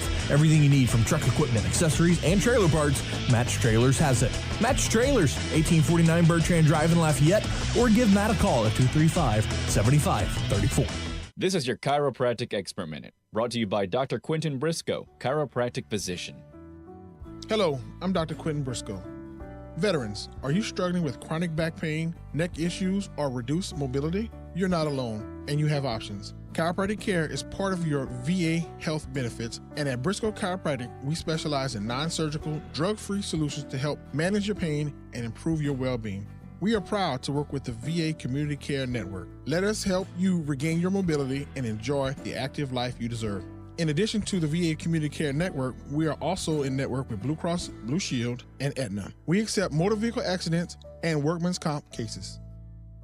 To schedule an appointment with Briscoe Chiropractic, visit drqmb.com or call 337-534-0091. That's drqmb.com or 337-534-0091, because your spine deserves expert care. Oh, look who's here. Everybody Loves Raymond is on MeTV. Who told you that? Raymond! America's #1 classic TV network. Nothing even comes close. Enjoy 2 back-to-back episodes every weeknight. We're doing it twice. Watch Everybody Loves Raymond. Yeah, it's all about you, Raymond. Weeknights starting at 8 on MeTV. Watch MeTV Acadiana on KLWB, over the air on channel 50.1. Check your local cable listings for the channel in your area. Hi, I'm Nancy Landry. No matter what part of our great state you call home, Louisiana's elections are an important part of who we are. In 2026, closed party primaries will change how some of those elections happen, so you'll want to know what to do. Keeping your registration current ensures you'll get the right party-based ballot. Remember, this change only applies to certain offices. To learn more, visit govote.com or download the GoVote app. Paid for by the Louisiana Secretary of State's office.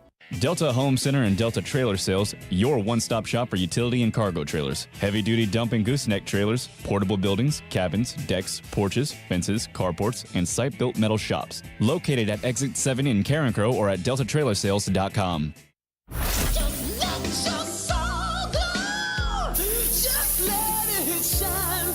One is known far and wide for his luscious head of hair. We just wash the hair. You know, I work on my hair a long time. The other wishes he still had his. Back to more RP3 and Meche.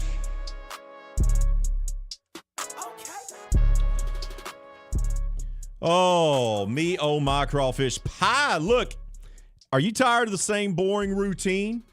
Well, Delta Media Corp is hiring immediately for a media account executive, and this could be the career change that you've been looking for. In this role, you're going to connect with local business owners, secure appointments, create customized advertising campaigns using radio, TV, streaming, social media, digital, and more. No 2 days are the same, and that's what makes working in media so fun. This is perfect for someone looking for a midlife career change, a fresh start, and a new challenge with unlimited earning potential. Sales experience is preferred but not required. We will teach, train, and support the right person. What matters most is having confidence, communication skills, personality, and the ability to connect with people. If you're ready to leave that boring job behind and start an exciting new career, we'd love to talk with you today. Email Johnette Cochran at jcochran@deltamediacorp.com, and let's start your new career today. Delta Media is an equal opportunity employer. While we have a few minutes here, I'd like to go ahead and talk a little bit about Kyle Busch. We're getting more reports on his untimely passing at the age of 41 years old. One of the most decorated NASCAR drivers in history.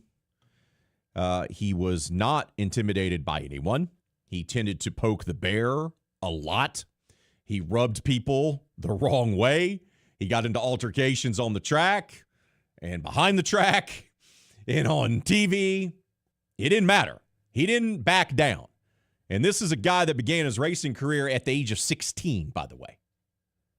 So think about you at 16, and if you could go and race with the big boys at the age of 16. That's what Kyle Busch did. An absolute legend. 2-time Cup Series champion. He won more races across the sport's 3 national series. That's the Truck Series, what used to be called the Nationwide Series, which is kind of like the minor leagues, so to speak, and then the Big Boy Series. No one won more races across the 3 than he. The Busch family, Richard Childress Racing, and NASCAR issued a joint statement saying that Busch died after being hospitalized earlier in the day as a result of a severe illness 3 days before he was set to compete at the Coca-Cola 600 at Charlotte Motor Speedway this Sunday. No cause of death has been given. We do now know that reports have come out that he was testing in the Chevrolet Racing Simulator in Concord, North Carolina on Wednesday when he became unresponsive and was transported to a hospital in Charlotte. Several people familiar with the situation have told the Associated Press. Busch is the younger brother of NASCAR Hall of Famer Kurt Busch. He is survived by his wife Samantha and children Brexton and Lennox. The news comes just 11 days after Kyle Busch radioed into his crew near the end of a Cup Series race at Watkins Glen, asking for a doctor to give him a shot after he finished the race. According to the television broadcast, Bush had been struggling with a sinus cold that was that was made worse by the intense G-forces and elevation changes at the famed New York road course. Bush still finished the race in 8th place. One of the greatest to ever do it. Two-time Cup champion, won it in 2015, 2019. He ranks 9th all-time on the Cup Series wins list with 63. He holds records of 234. I'll say that again. 234 combined wins in NASCAR's top 3 series. Holds wins records in both the O'Reilly Auto Parts Series at 102 and the Craftsman Truck Series at 69. Unbelievable career. And now he's gone at the age of 41. We got to take a timeout. When we come back, we'll wrap up today's show and get you set up for Astro launch. That's next. This is RP3 and Meche live on ESPN 1037 Lafayette and 1041 Lake Charles, Southwest Louisiana's sports station. Yourself a new or used handgun to help protect your family, or get yourself a new rifle or shotgun for hunting season, or maybe you're just running low on ammo. The place to go, of course, is our friends at Louisiana Gun Shop, located at 2927 Highway 90 East in Broussard. They're open Monday through Friday, 9:30 a.m. until 6 o'clock in the evening, and because they're a local business, they pride themselves on teaming up with a local finance company to help you with a layaway program. In addition to that, they're also offering classes. That's right. A concealed carry refresher class is being offered on May the 23rd. This is only for people who have to renew their license. And they're also going to be offering a full concealed carry class on June 27th. That's Louisiana Gun Shop, located at 2927 Highway 90 East in Broussard. Go see them today. This game isn't fun. This game is a war. It's time for the 2-minute drill. Hurry it up, hurry it up, hurry it up. Powered by B1 Bank. Visit B1Bank.com to find a location near you. Come on, let's go, you guys. Get in here, we gotta go fast now. The Louisiana Raging Cajuns lost a heartbreaker last night to Texas State in the Sun Belt Conference Tournament. After going up 3-0, Texas State put up 4 runs in the bottom of the 9th to walk off the Cajuns and take the game 4-3. Now the Cajuns will move into the elimination bracket and will play a winner-go-home game today against Coastal Carolina at 3 p.m. In Game 1 of the Southland Conference Championship Series, McNeese fell to Lamar 9-3 last night. Game 2 of the series will be tonight, and it's a winner-go-home game for the Pokes. First pitch is at 6 p.m., barring another rainstorm in Beaumont. The Houston Astros will be in the Windy City today to take on the Chicago Cubs at Wrigley Field. The Astros will go with Spencer Arrighetti opposite of Jamison Tyone for the Cubs. First pitch is at 1:20 p.m. at Wrigley Field, and you can listen to it right here on ESPN 1037 Lafayette and 1041 Lake Charles. LSU softball will be in action against the number 1 seeded Alabama Crimson Tide tonight in the Tuscaloosa Super Regional. This will only be the 3rd ever meeting between these two longtime rivals in the postseason, with LSU winning both of the previous meetings. First pitch is at 6 p.m. tonight in Tuscaloosa. And yesterday, news broke that NASCAR veteran and 2-time Cup champion Kyle Busch passed away at the age of 41. Busch amassed 231 wins across all 3 national series in his illustrious 29-year career, and is one of the most iconic and decorated figures in racing history. I'm Blake Purser, and you're listening to ESPN 1037 Lafayette and 1041 Lake Charles, your home for the LSU Tigers and the Houston Astros. The 2-minute drill has been powered by B1 Bank. Visit B1Bank.com to find a location near you.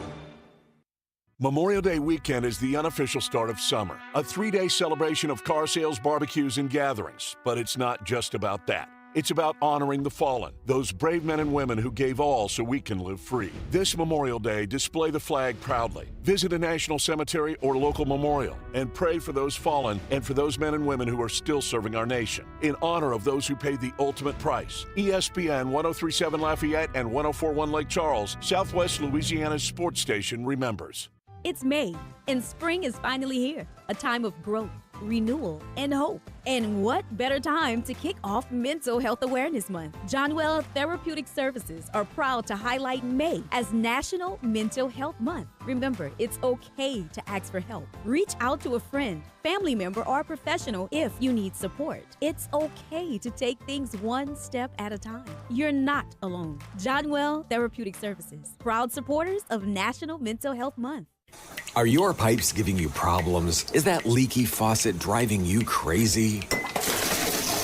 Don't wait for a plumbing disaster. Call the experts at Ace Plumbing, your trusted local plumbers for over 30 years. At Ace Plumbing, we do it all. Clogged drains, water heater repairs, pipe replacements, and more. With decades of experience, we deliver fast, reliable, and affordable solutions for your home or business. Ace Plumbing fixed my burst pipe in no time, and the price was great. They're the only plumbers I trust. From small leaks to big emergencies, Ace Plumbing is just one call away. We're available 24/7 because plumbing problems don't wait. Call Ace Plumbing today at 337-565-2519 or visit us online at aceplumbinginc.com. That's 337-565-2519. Ace Plumbing, your personal plumber. Let us give you a hand.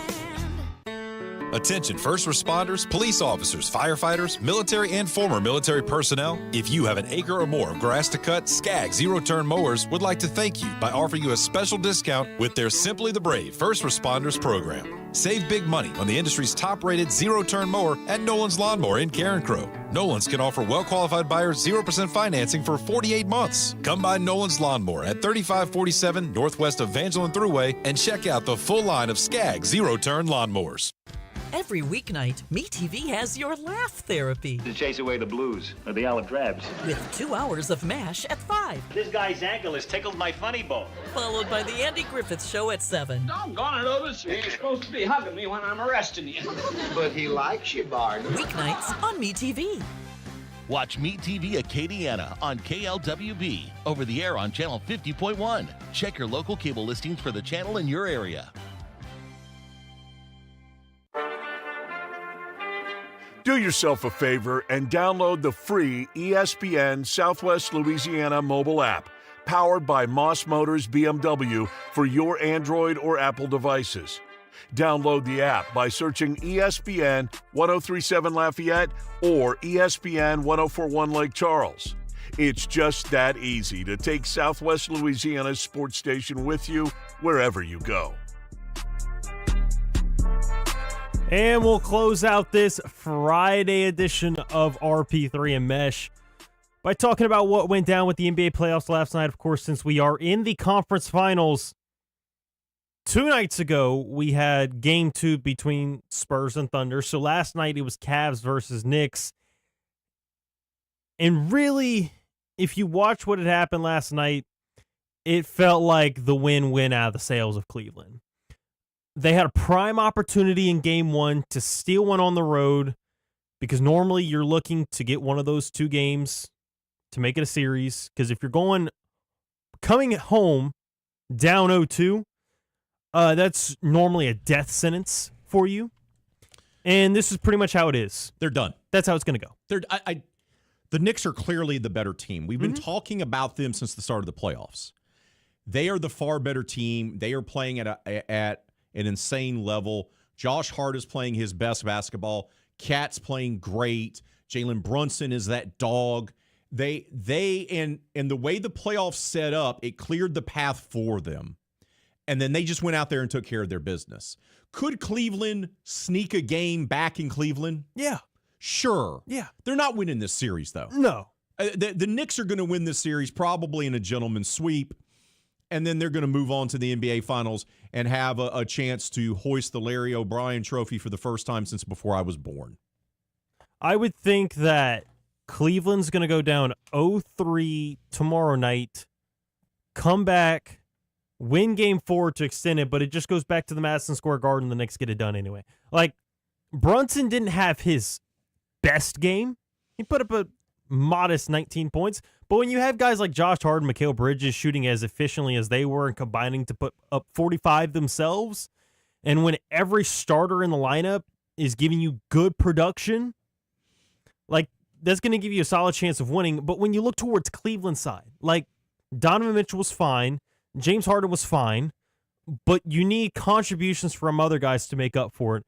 And Evan Mobley, Jared Allen, and the bench just couldn't get it done. Like, we'd seen Sam Merrill when he was needed most, or when somebody needed to step up, Sam stepped up and gave him 23 in that Game 7.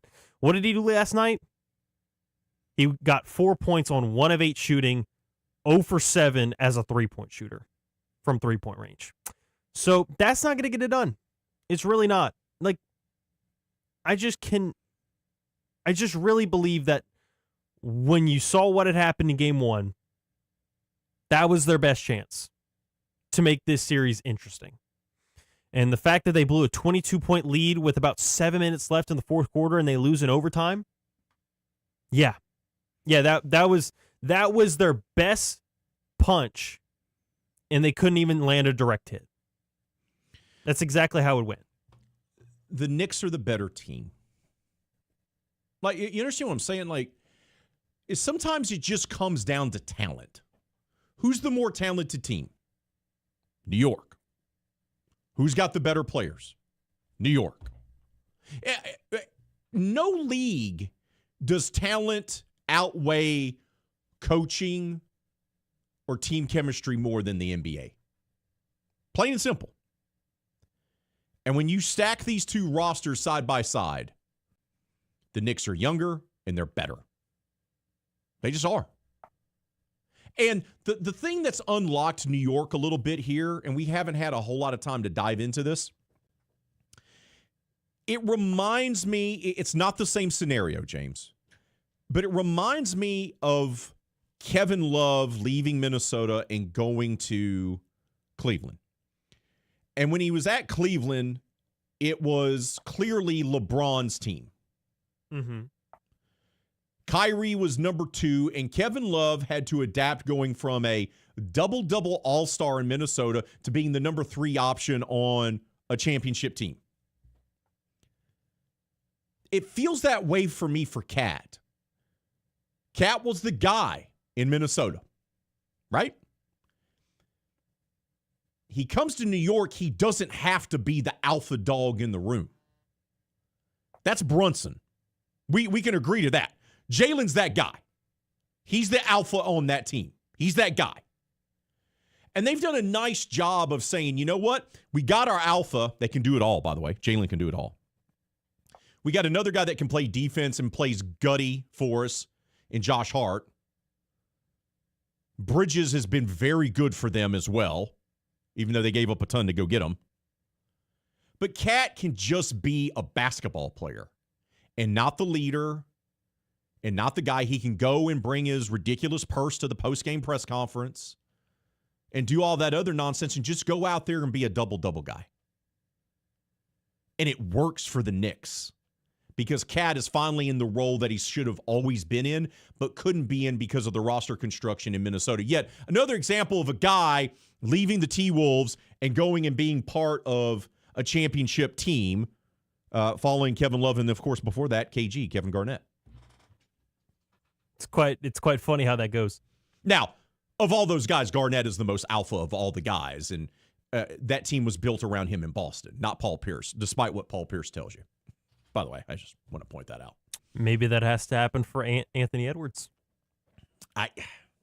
Or you find someone that can run with him. Like Cat's game, it doesn't work. I'm curious. I'm curious to see what happens with Minnesota and how they rebuild this team, because I've been saying they need to get rid of Julius Randle. He's not the new number 2 option that you're looking for. He's a good veteran player, but he's not your number 2. He probably shouldn't be your number 3. He probably should be offensively your number 4 option at this point in his career. Or a productive player coming off the bench. Yes. I would agree with that. My thing is, with Minnesota, if they're going to keep Ant, which I believe they would, at that point, you need to figure out you need to find yourself a legit number 2, or see if Jaden McDaniels is going to develop into that guy, because he's developed these last couple of years, has become a really nice player. But do you envision him as that type of player to be the number 2 option, and then you put the investment into a 3rd option somewhere else coming outside of the organization? Or do you just say, Jaden, you're our number 3. We need to go find someone else from a different team to be our number 2? Because answer number one. Answer number one. There's no doubt about that. That's where I'm wondering. So, I mean, look, could you build something there? Yeah, I mean, look, KG had some good teams that he played with in Minnesota. I mean, remember they had Wally there for a little while, and they had Sam Cassell as well. So they had some good players there. But it's always been a difficulty in Minnesota, by the way. Like, they always get a really good number 4 or number 5 that plays really well. That's an all-star for them. They've just never been able to figure out how to build around that. I mean, think about it. They had KG, they had Kevin Love, and then they had Cat. And they've never figured out how to build it around them to make them a force in the Western Conference. It's never good happened. Stuff. It's never happened. Yeah. That's going to do it for us today, right, bud? We've got less than 2 minutes. Ooh. But we could do a quick update on the poll question. Let's do that for the people, shall we? Yeah, I mean, for me, I'm leaning towards burgers, hopefully, if I get it. I don't know if I'm going to be grilling. We'll see how Sunday and Monday go. You haven't even, dude, if you don't start using that egg, I'm going to buy it off of you. I'll take the money. Let's have a conversation once we get off there. I wouldn't mind the money. Well, we'll see. But yeah, pretty much everybody's saying burgers. Not really seeing a lot of love for the ribs. That's interesting. Because it's not easy. No, it's not. But also, I'm not going to say that it's bad. I just do think that ribs are slightly overrated. You and I are actually, well, so many places don't do them right. If you go to a place like Dreamland Barbecue over in Alabama, or you go to TJ Ribs over in BR, you're going to get ribs done the right way. I just usually but those are few and far between. I usually just don't like having a fight with big bones like that. There you go. That's another big thing for me. There you go. But also, want to give a shout out and thanks to both of our guests for coming on today. Chris Gordy of the Locked On SEC podcast. We moved him up an hour early because of this. He stepped up. And then also Matthew Musso of Musso at the Box. It's going to be interesting offseason on how they're going to reconstruct that roster. Truly is. Really is. That's going to do it for us today. Enjoy the holiday weekend. Remember to honor those who have fallen on Monday. Enjoy the extended weekend. We'll talk to you on Tuesday.